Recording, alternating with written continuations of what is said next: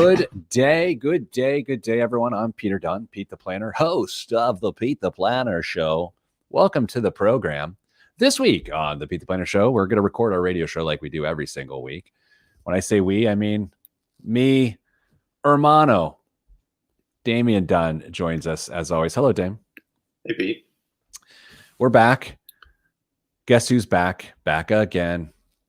Dame's back. Tell a friend.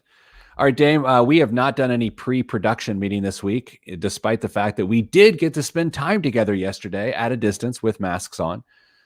So let's go ahead and hit our production meeting. Of course, we need to say hello to our regulars that are joining us here on Facebook Live or on YouTube Live.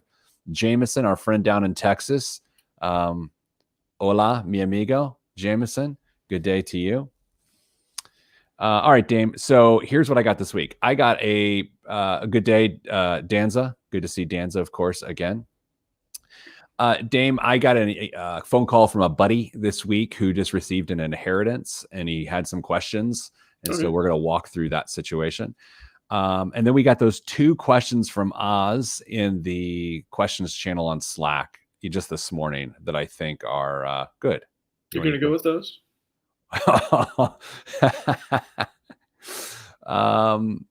Should I not?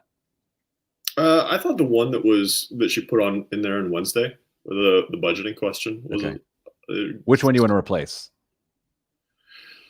I replaced the second one she put in there today. Yes, replace that one. Go with go with that first one. Yeah, that she did today, and then the budget question that was on Wednesday. All right. How's everyone's spirits here on Facebook Live and YouTube before we get the show started here in just a second? Dame, what's your vibe right now? Like, where are you at? Cautiously optimistic about the weekend. Okay. I mean, as you're hanging out with some friends that we haven't seen in a while tonight. Okay. Safely. Thank you. I feel pretty good. What weird week just in the zeitgeist out there, just weird week, including this morning when the president tests positive for the coronavirus. That was sort of a strange way to wake up. And the first lady, of course, and the head of the RNC. But yeah, weird times, buddy. All right. Everybody else doing good? Good. Okay. Dame, let's start with the inheritance question. Okay. Let's start with the inheritance question. Sure. I have no idea what it is, but let's start with that. All right. Show starts in 3, 2, 1. This week on the Pete the Planner Show, we answer your money questions. Here's how the show works. You email us, askpete@petetheplanner.com. That's askpete@petetheplanner.com.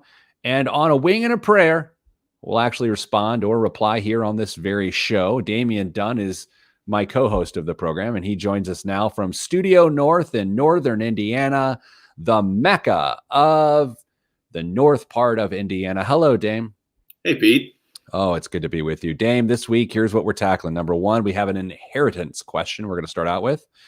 Segment 2, a budgeting question. Segment 3, a dad who's not paid taxes in a number of years. Oh my gosh, what do I do question. And then the 4th segment, of course, is biggest waste of money of the week and the news. Dame, from time to time, a good dear friend will call me on my mobile device. And I think, why is this thing vibrating? I'm just watching YouTube videos. Then I remember it's a communications device. And I answer the phone and I say, it's Pedro.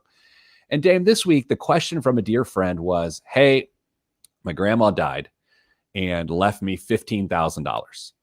And I have a little bit of debt on a home equity line. And I have another financial goal that involves a purchase. What should I do? And by the way, come to think of it, I could probably use a new car, and that's the way I'm leaning. So Dame, this person, of course, calls me because they want my guidance. But sometimes when that happens, and I think it happens to you too amongst your close friends, I think they want your blessing to do whatever it is they want to do, and they really don't want the hard truth. So I always have to reset them. And a Dame, in this circumstance, what are the chances that you think that I said, yeah, just go ahead and get the car? Is there A choice less than zero? That's a good question. I don't believe there is. Okay. I don't think there's any way that you suggested to use that cash for a new car. Let me see if I can give you some. Let me see if I can give you some numbers here, if it at all helps you. The people owed $19,000 on a home equity line. Okay. The inheritance was $15,000, but I said, hey, you're probably going to put at least $3,000 back for taxes, so you're netting around $12,000. Okay, you good with that? What state do they live in? Central Indiana. Why would they pay taxes on inheritance? Because it's a brokerage account. Do you not get a brokerage account? No, they get step up in basis. They may have a little bit of tax by the time it comes around to get sold, but it'll be a virtual wash probably, depending on when they inherited it and when the date of death was. So they just made $3,000. Fantastic. What? Maybe they should call you. So anyway, $19,000 on this home equity line. They have a home remodel project that they want to do that will cost an additional $12,000. Or again, they could just trade in their car, take the $12,000 and buy a car. And it's interesting, right? Because if they wipe out the home equity loan down to what we'll call a $4,000 balance, and they still have to do this other home improvement project of $12,000, that still nets them back up to what, $16,000 in the hole. So the car's completely out. That makes no sense whatsoever. But how would you handle that? Would you pay off the home equity line or just pay cash on the remodel? Can I ask a question that probably doesn't matter a whole lot? That's all I ever do. How are they feeling about employment? Are they solid there? Great question. Do they have an emergency fund? Where are they at? Give me some details, Pedro. Amazing question. Thank you for asking that. Very solid financial life. Very solid. So much so that the home equity line's a little bit of a stunner, right? Yeah. And employment is not only good, the person's getting a raise and they are getting a bonus. Oh, okay. So more money's on the way. Interesting.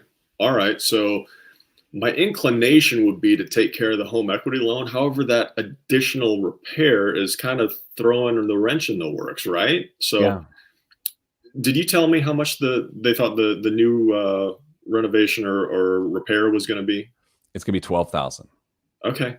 So I think it's just a wash there, and you save yourself some headaches, pay for the renovation with the cash you got on hand, use the bonus that's coming in, identify the goal that you want before you get that sweet cash in your hand, and use that in a responsible way once you get that. Would you be shocked to learn that I said the exact same thing? Not at all. And so much so that the raise is coming, a pretty significant raise, that I said, use the bonus to jumpstart paying down the HELOC, and then use the raise, the change of your income, to finish the job over an 8-month period. Yeah. Yeah, I think that's a very responsible answer, Peter. Can we go back to the fact how when people get an inheritance and how they feel about the relative amount? Because sometimes when you hear inheritance, Dame, I think most people go to hundreds of thousands of dollars, but sometimes what I found is if it's 10,000 or 25,000, for some reason, it seems more spendable. It seems more frivolous. It's like, oh, well, we could just enhance what we have going on. Why is that?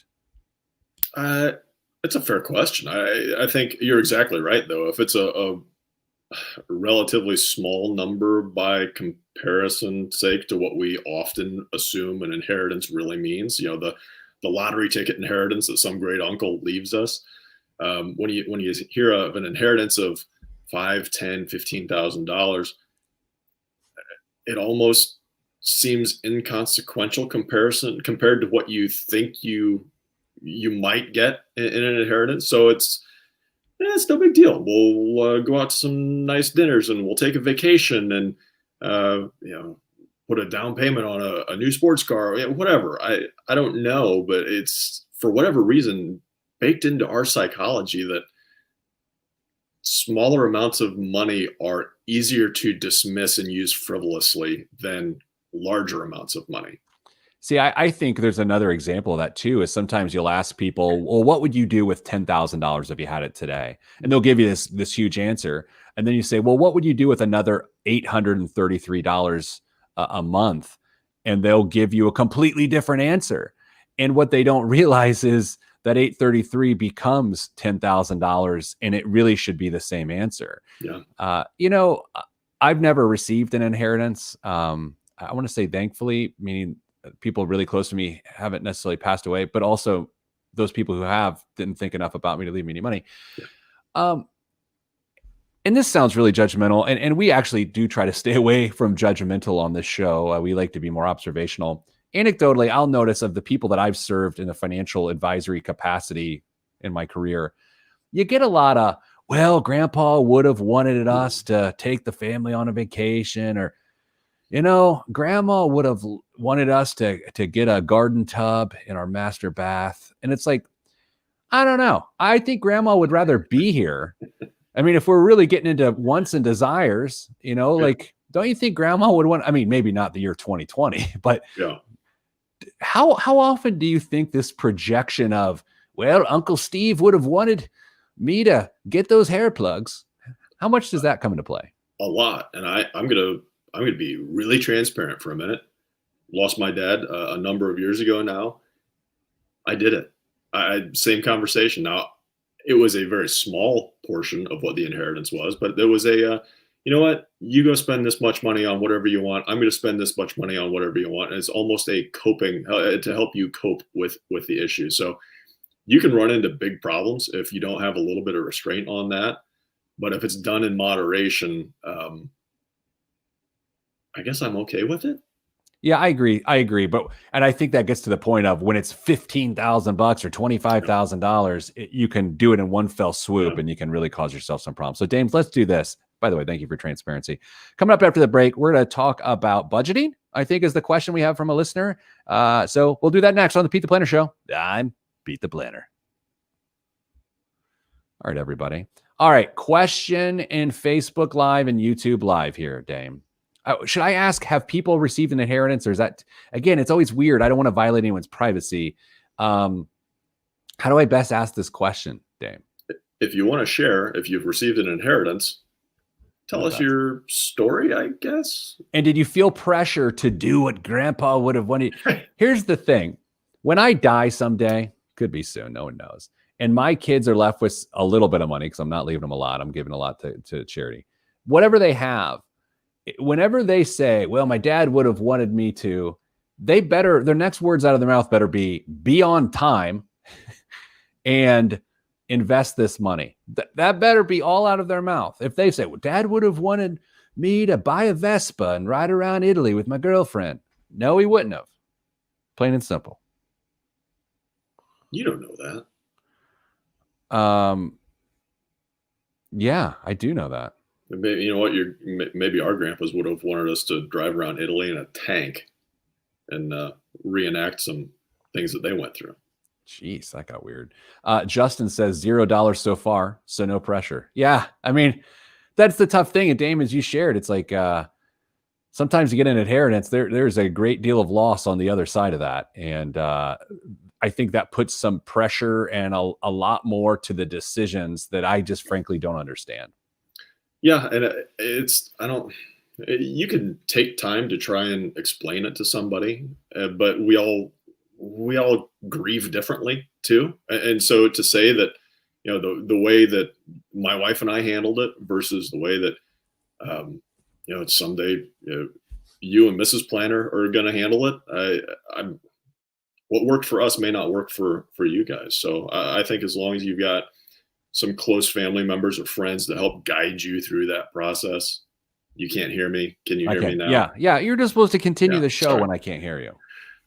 So as long as you've got some close friends or family members to help guide you through that process and kind of be your guardrails for all sorts of things during that time period, that's going to be your best route. You know, one of the things that drives me crazy, and I know this when you used to do formal financial plan, used to drive you crazy.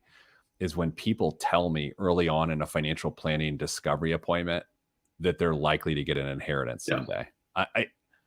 I get so well, I get that's present tense. I don't do this anymore.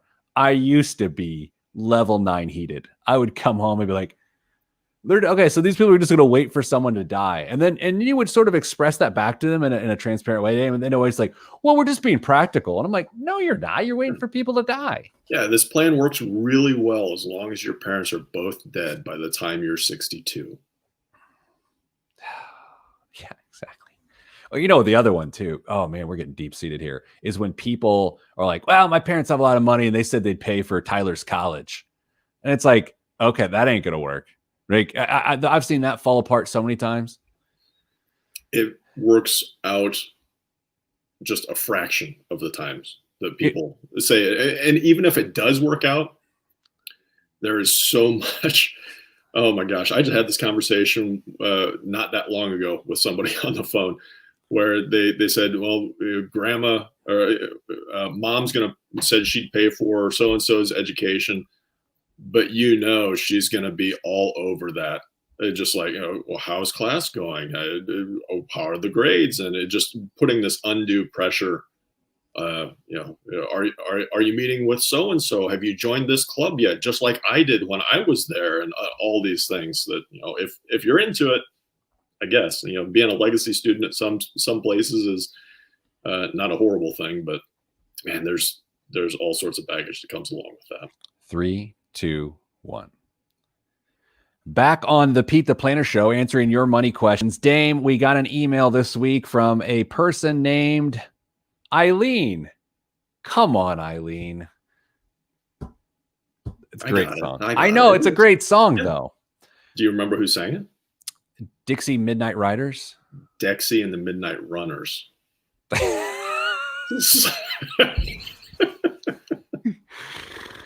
want to hear a story? Yeah. So my senior year of high school, I was the public address announcer for the baseball team. Mm. And so I have to tell you, that just means you're supposed to say, up next for the Pike Red Devils, Nate Dunleavy. That's all you're supposed to say. Dame, I took it upon myself to make this a play-by-play gig that was being broadcast during the game, which was both entertaining and led to just a couple trips to the principal's office. And I used to play Come On Eileen between innings. And one of the times I got in trouble, one of the young, cool teachers at Pike High School back in the day was a guy named Dave Baczynski. All right, Dave Baczynski. And he was a baseball coach. He was the assistant baseball coach. And so I said, during innings, I said, next Thursday is Polish Teacher Appreciation Night. First 100 fans get a signed picture of Dave Baczynski. And I got in trouble. Anyway, this is a radio show. I just remembered. Okay. Good day, Pete Squared. I have a budget question. You often talk about this process, and I completely agree with your sentiment that the easiest way to do this is to fund all of your goals and savings up front and just spend what is left. By the way, that is my method. Where I struggle is how to know what is actually left. It sounds so easy, but we no longer live in a cash society. Really good point. In the old days, you would just cash your check, pay your bills, and put the leftover cash in your pocket. It's very easy to know when you're out of money because there's no more cash. When you use your credit card as your payment system or debit cards, how do you actually know when you're out of money unless you track every item and every expenditure to monitor the total? Really good question. We use credit cards and pay them off at the end of each month. We spend some random cash and maybe even a check or two a month. I would love an easy solution to do this. I am the nerd in my household. And my husband just cannot wrap his male head around. She didn't say male. I added it. Around tracking his expenditures. He constantly forgets. What say you, Linda? Oh, that's not from Eileen. That's from Linda. So I told that story for nothing? Yeah, well, we all benefited. Okay, so Dame, I have an answer, but let's go Hollywood Square style. What's your answer first? Linda needs to stop using credit cards. Well, there we go. All right. So thanks, everybody. We'll see you next week right here. No, you could set up a separate account, a separate checking account for spending only. It's just the normal everyday purchases that you're not going to be making online, or paying the bills online, whatever it is, and use that debit card that's associated with that account. If you wonder how much money you've got left in the account, pull up the app on your phone or check online, figure out how much you've got left in there. But if you know that that money is being transferred in there on a monthly basis or whatever it is, you just keep watching that till it gets down to zero, or hopefully not zero, but down there a little ways, and you know when to stop. I think that's an easier way to keep track of that money, because I can see Linda's point. It is very difficult to know when you are out of money for that month, when you've got all sorts of transactions coming in and out, and especially if you're using cards that aren't linked like a credit card to that. So I think that's a potential solution here. So let me say why I don't like the pay it off at the end of the month method. Now, look, if you happen to have debt, I do want you to pay it off at the end of the month. But here's why I don't like the credit card method of doing that. I think because of people's credit limits, that their universe of available capital grows to an unnatural number. And so your decision is rarely based on what is in your checking account. It's based on the credit limit, it's based on past habits, and it's not actually based on reality. So in essence, by saying, hey, we use our credit card, but we always make sure to pay it off at the end of each month, Dane, what a person is actually doing is they're writing themselves a blank check out of good intention, right? It's like, oh, we're not going to carry debt, but there's no discipline there. Now, some people can sort of feel it out, but like Linda, our emailer, not Eileen, but Linda, I think that's their challenge. And I would also suggest the way that Mrs. Planner and I are able to pull off our lazy person budget, which is fund all of our goals to completion, refuse to use a credit card, and then spend whatever on whatever. The way we're able to pull that off is we have separate checking accounts. So there's no tracking of who spent what on this or that. It is both our money, but I never spend out of the one that she maintains, and she doesn't spend out of the one I maintain. So much so that sometimes if we're dealing with a grocery situation, the groceries come out of my account. I say my with air quotes because it is also hers. We just know that certain accounts are used for certain expenditures, and that helps do the job as well. What do you think about the possibility of, let's say you use a credit card for whatever reason, miles or whatever, whatever reason you've talked yourself into for using the credit card. What if you pay it off weekly instead of monthly? It's interesting. I think it's worth experimentation, which brings another point here, Dame. What works for me may not work for you, and what works for you. I mean, look, you and I are we have a pretty similar sensibility, and we agree on many, many, many things. I'm guessing how I run my money and you run your money, they're not necessarily compatible if we were to switch. No, my wife and I use a unified joint bank checking account. That's a lot of words for unified joint bank. Yeah, it's a special one. Thank you for calling my cellular phone voice mailbox. If you would, sorry. Thanks. Yeah, no, it's different than how you guys run yours, but it works for us, and that's okay. I had a manager back in the day when I worked for a particular company, and that was his outgoing voicemail. You've reached so-and-so's cellular phone voice mailbox. He was a great dude. And when he would tell jokes at company meetings, this is when overhead projectors were a thing. Mm-hmm. He would have the joke set up on a slide, and then he would have the punchline covered with a piece of paper, and he would say, "Why did the chicken cross the road?" And he had a voice like this: "Why did the chicken cross the road?" And then he'd pull the paper down, and he'd go, and he'd say, "Punchline, to get to the other side."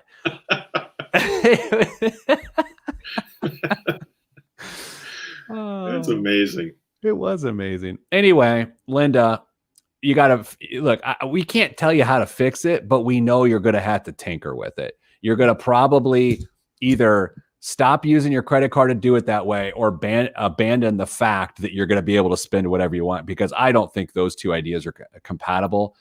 I also would not go separate accounts unless you stop using the credit card, because I think it could make it even worse. And because it works for, I think what works ultimately for me and Mrs. Planner Dame is the fact that we refuse to swipe the credit card. And because that takes out the larger spendable universe of a credit limit. I may try paying off credit card weekly, actually, just to see how that goes for a little while, just to tinker with it, see if that impacts decisions. Tracy is watching along at Facebook Live, where we broadcast the show every Friday at noon Eastern. And she says, paying it off every once a week works for me. And she likes the points. So Dame, there you go. You have got one disciple in the Damian Dunn money cult. It's because Tracy is very reasonable and a very intelligent person. Didn't we say we were going to have a new segment on the show sometime soon called Good Done, Bad Done? Didn't we say that yesterday? Yes. Yeah. We don't know what it's going to be, yeah. But I like the name of Good Done, Bad Done. And it's quite obvious that I'm bad done. And whatever you say would be good done. Obviously. All right, coming up after the break, a really interesting question about a guy's dad who's not paid taxes in a number of years. What's he going to do? Well, you will find out next. I'm Pete the Planner. For about 3 seconds there, as that segment was ending, I questioned the time of that segment because the second segment's 9:23, and I thought, is that 9:40? Am I about to screw up the show clock? It wouldn't be the first time. Jameson says he paid another disciple, pays off his every Friday. I'm a points guy. Team Good Done. Are you a points guy, Dame? We have a card where we accumulate points for some travel stuff. I mean, we get points through our corporate, banking solutions. Cellular phone voice mailbox there. You're right. Oh man, he's a great guy. I want to see what he's doing now. Okay. Cellular phone voice mailbox. Do you want to call him and on the air and see if it's still that? See if yeah. But here's the thing. What if he answers? Well, if he answers, you get to hear his voice, which is amazing. Do you ever think about your early in your career? You think about those old coworkers, those I don't want to say older people because that sounds rude, but they were senior to you and they were influential in some capacity in your career. But now you and I are the old guys. Do you ever think about what those people are doing now? Yeah, and I think about the younger folks that I have regular contact with and think, gosh, I'm so sorry that I am the person that you're going to think of for the rest of your life. Oh my gosh, Dame, you got another disciple, and it's none other than Danza. I pay off mine on payday every other Friday. Danza's the best. Well, you are so out of touch, Pete. Yeah, I know. That's why the show's good. Oh man. Okay. Let's hit it, bro. Bruh. Bruh. All right, 3, 2, 1. Back on the Pete the Planner. Oh my Lord, what just happened? I don't know. Oh, I hit new recording. Oh, what a dumb man. What's happening? All I see are gears spinning. Oh, geez. Stand by, everyone. The host is a dummy. Bad done. Oh, what's happening? Okay, we're back. Okay. Oh, we did just get a question. Elaine asked on Facebook, are you really not related? We are not related. That's the wild thing. We're not actually related. Not even a little. Not even a little. But we did realize that yesterday during our exec meeting, which we were distanced and masked, I can't wear my glasses because they fog up with a mask on. You don't wear glasses. So it was me in a mask and you in a mask. And we realized that we really do look alike. Go ahead, take them off. But I can't grow facial hair. You tried that one time. 3, 2, 1. Back on the Pete the Planner Show, answering your money questions. Sometimes we don't get questions and it's like, well, everything in the world must be going fine. So I just tell stories about high school baseball games. But this week we have some questions. Dame, this one is from Dylan. Good day, Pete and Dame. I'm a huge fan of the show and I've had a few of my emails answered by none other than the great Pete the Planner. He really did write that. I feel that my fiance and I, once someone starts throwing fiance out, they say it all the time. And were you a big fiance guy when you were engaged? Here's what you know about me, Dame. I I can get obnoxious. Oh yeah. So probably. Uh, um, I really wish we knew each other when we were in our early 20s, because I was a little different back then. I mean, it was still obnoxious. I wasn't as curmudgeonly as I am now, but I'm pretty sure I said fiance a lot. I don't think you did. I don't think I did. All I know is that when I was a freshman in college, somebody told me that I was a 40-year-old in an 18-year-old's body. Yeah, no, Sarah likes to say, oh, sorry, Mrs. Planner likes to say that I'm a 65-year-old in a 55-year-old's body for a 42-year-old, which is insulting. Yeah. Anyway, my fiance and I are in a good place with our finances, but I'm a bit worried about my parents. Long story short, my parents haven't filed taxes since 2015 AD. I added the AD. And now will owe quite a bit of money, I'm assuming. My dad is the sole provider and has made between $60,000 to $85,000 per year, paying practically no taxes. My dad said he's still waiting for a letter in the mail from the state and IRS to know the balance due. I have a degree in finance, so my dad asked me if taking a 401k loan to pay off the IRS debt would be a good idea. My initial thought, as always, was taking out retirement money was no. My dad's 52 and would like to retire by 62. However, I know he has $50,000 or less in his 401k. Luckily, he does have a pension that will throw off some income when he does decide to retire, but I really don't think 62 is going to happen. With all of that being said, is the best plan of action to just set up a payment plan with the IRS, or is the one scenario where taking money from retirement really worth it? Last bit of info is that my parents have the ability to swing monthly payments, but only have $2,000 in cash and a so-called emergency fund with no other liquid assets. Thank you so much for what you do. Dude. All right. Can I whittle some thoughts out first that I just want to think about here? Because I think it could help our answer maybe. What are the chances that he's actually paid taxes? He just hasn't filed a tax return, because if he has a 401k, then it's likely his employer has withheld it. And so the government's getting those taxes. I think he'll just be penalized for not settling up at best case scenario. Yeah, I think it's very possible that, payroll tax has been being remitted the whole time for sure. However, he hasn't filed. And what a lot of people don't realize is that you can be penalized for two different ways. You can be penalized for not paying your taxes, but you can be penalized for not filing your taxes as well. So even if you can't pay your taxes when tax time comes, go ahead and file the taxes, because that cuts down on some more money that you'll potentially owe in the future as well. I'd like to say this is unusual.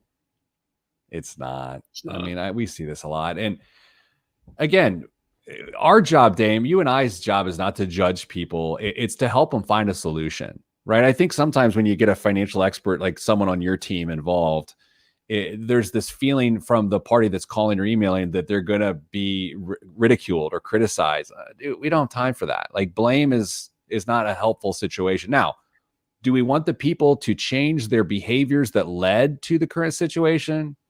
You bet your bald head we do. That seemed a little on the nose, didn't it? Well, it's all right. It's true. It takes one to know one. But I think in this situation, there's two things that could possibly be going on. One, which is my hope, that he has actually been paying, he just hasn't been filing.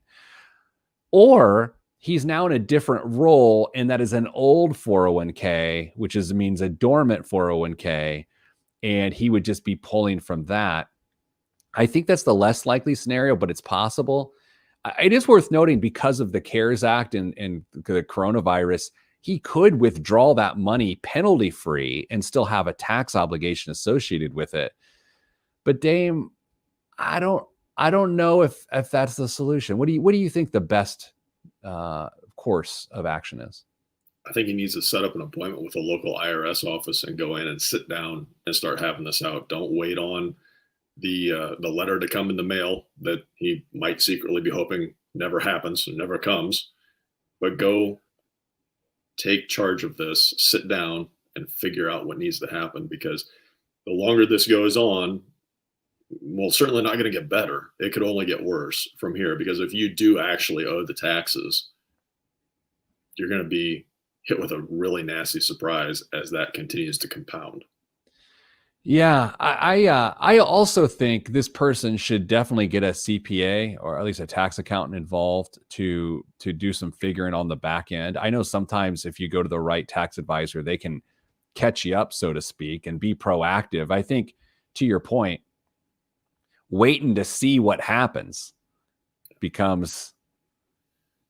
I think the IRS actually, because it is based on precedent law, right? I mean, most tax code is based on precedent law, is this idea that it's not if you can get away with it because someone else did, then you're fine. That's not the point. It's saying I'm making my best effort to file these taxes with the best of my knowledge and ability to do so in a calculated way.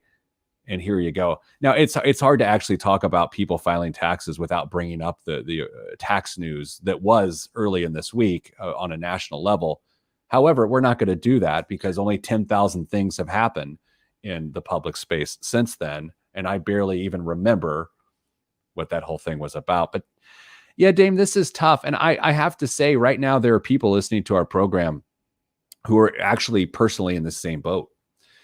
And there's actually a lot of issues going on with it. Number one, you're risking a lot. You're risking stability.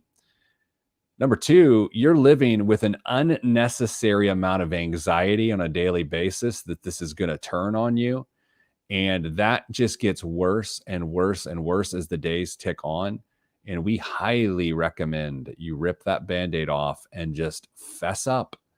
And I don't even think it's about getting your tax obligations, wiped away. I don't even think this is about tax settlement, although I know a lot of people would take this conversation that way. It's not even about tax amnesty. It is literally about clearing the risks from your future by taking care of business now. If you've got an unknown liability hanging over your head, it's virtually impossible to plan for your future, at least effectively. So if you can figure that out, that you have 5 years of payments to try and get square, then you can start planning around that. But if you are getting into retirement, if he said he's 52, wants to retire by 62, which doesn't really sound reasonable, you can't drag this out. It needs to be resolved in one way or another to try and make sure that you are going to have a shot at retiring when you want to retire, because you don't want to deal with this when your income is fixed in retirement. From our Facebook live stream that's going on right now, noon on Friday Eastern, on Facebook, on the Pete the Planner page, Levi suggests the biggest thing is this doesn't solve itself. Boy, are you right. Most financial problems actually don't. I always, when I was writing early in my career, 2005, 2006, you try to come up with little cute phrases to help people understand financial concepts. And I thought they were much more clever at the time than they actually are in actuality. Dame, I always used to think like collections debts aren't like little brothers. You can't just ignore them and expect them to go away. And I remember, writing around that time, this is one of those things too. You cannot ignore a tax debt. You cannot ignore a collection debt, thinking that, oh, well, they haven't bothered me in 4 years. It's okay. This guy's not paid his taxes since has not filed a tax return since 2015. These problems don't go away. They get worse and worse and worse. Yeah, get it handled, man. Just bite the bullet. Go do it. I guess we need to say, I would not use the 401k to pay this off. No. All right, coming up after the break, more of the Pete the Planner Show, biggest waste of money of the week and the news. I'm Pete the Planner. Betty says, just call the show the foreboding financial forecasters. Done, done, done. Betty, you jokester. Jameson says, I totally dropped a dad like done line on one of my kids this week, telling him to make life easier for future Lincoln. Oh, I like it. Lincoln's such a good name. That he's going to grow up to be something cool. Lincoln Schuler. It's like, oh, what's your boss's name? Lincoln Schuler. He's got a degree in dad jokes. Everything. All right. Okay, hold on. Resetting the segment, and then we're getting a biggest waste of money of the week. And you're back, and I'm back? I'm back. Okay. Do you have some current events at your ready? No. Okay, let me look. Sorry, everybody. This is why we should do production meetings. So that one about the lost lottery ticket Yeah. has actually been resolved. They paid out, even though they didn't get the ticket. How? Okay. Well, actually, let's pull that one up and then. Oh, I always like reading New York Post articles on the show. Okay, damn. I know where we can go with this. I'm sure that instilled a lot of confidence in you. Oh, good. Pete knows where to go. Yeah. All right, 3, 2, 1. This week's biggest waste of money of the week right here on the Pete the Plater Show is, from time to time, Dame, I do let people know that there's a good use of money. Like there are actual good uses of money. And this week I want to highlight one of those good uses of money, and I'm going to do it right now. Dame, earlier this week, we had an in-person exec retreat for our entire executive team in masks at our headquarters. I called a retreat because typically we take a retreat away from the office, but since none of us have been to the office in 6 months, we actually went to the office, sat far apart. And Damien, you did something really interesting as you greeted us all. You said hello, which is not that interesting. It's just cordial. And speaking of cordials, you also gave everyone a box of DeBrand chocolates. For those that don't know, DeBrand chocolates are amongst the finest chocolates a person can purchase and hand to another person for the placement of the gift into their hole in their face. And Dame, I have to say, every time I have DeBrand chocolates, this is not a paid endorsement, by the way, they're unbelievable. They're from Fort Wayne. If you want them, go to debrand.com. That's DEBRAND.com. Truly one of the most delicious things on the planet is DeBrand chocolates. And so, Dame, as we try to support small businesses and the holiday gift giving season is upon us, please go to debrand.com and make people happy the way you made me happy last night when I placed something in my mouth. You are very welcome. And I think if you are in central Indiana, I believe there might be a brand in the Keystone area. So There go you to the go. website, check it out. Florida woman, what more do I need to say? Florida woman forced to forfeit lotto prize after the USPS loses their ticket. A Florida woman says she was forced to forfeit her lotto prize after the U.S. Postal Service lost her winning ticket in the mail. Sue Burgess of Hernando County said she was thrilled to discover earlier this summer that she had snagged, that's an interesting verb in a newspaper column, $1,000 in the state's second chance lottery game. I was elated. I was like winning $1 million to me, Burgess told the outlet. I was going to say Burgess, who's bad at math, because 1,000. But at the time, she couldn't claim the winnings at any local lottery offices because they were closed due to the pandemic. So she followed the state's lottery instructions and went to the post office to send her ticket via certified mail, the outlet reported. Burgess said the ticket, however, never made it to the lottery office in the 1-week time frame required to claim the prize. Her tracking information last showed the ticket in transit on August 12th at a Tallahassee post office. They said they'd not received the ticket, and so she was out of luck. So, Dame, you told me there is actually a resolution to this story that was not in the New York Post article. No, they actually paid out the ticket. I don't know if they accepted the ticket after the time deadline or not, but I saw a update this morning that Sue has got her $1,000. Good for her. Yeah. You know, I mean, Dame, $1,000 lottery ticket is something, man. do you have thoughts on the lottery, Dame? Sure, I do. Do you want to share them or not? I don't really. I know I mean, look, here's the thing. I'll let you off the hook. Obviously, I don't like the lottery. Like, I just don't, right? I mean, there's just a 0% chance I like the lottery. But here's where I struggle. No, I don't. I just don't like it. That's a struggle. Dame, so I have some stimulus plan predictions. Oh. Okay. So I don't know where we last were. A few weeks ago, I feel like that ship had sailed. There was going to be no stimulus before the election, at least, as it relates to direct payments to Americans. Then I saw us get back on track. Nancy Pelosi was meeting with Steve Mnuchin, and the different parties were talking. Reportedly, the Democrats came. Well, no, reportedly they did. They came lower on a stimulus bill, voted on it, just passed it on Thursday of this week, barely. I think it was a $2 trillion stimulus bill, I think. And then reportedly, what ended up happening was that the president instructed Steve Mnuchin to come up from the $1 trillion that the GOP had already said that was their ceiling. So that's where we were. Okay. And so I thought the deal was likely. New prediction. In light of whatever fears come from President Trump and the First Lady testing positive for coronavirus, I honestly believe in order to instill confidence, call it a distraction if you want, but I don't think it's a distraction. I think a deal will get done, if not today, but Monday or Tuesday of October 5th and 6th. Interesting. Yeah, I think sometimes people don't understand how bad the financial crisis is, even when they have all the data, because they're not personally hurting. And this is not judgmental to whether I agree with President Trump or not.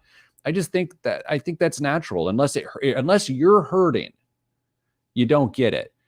And I think this hurt that is currently going on is going to get a deal in place, because I think people really were scared this morning when this all went down. Really? You think so?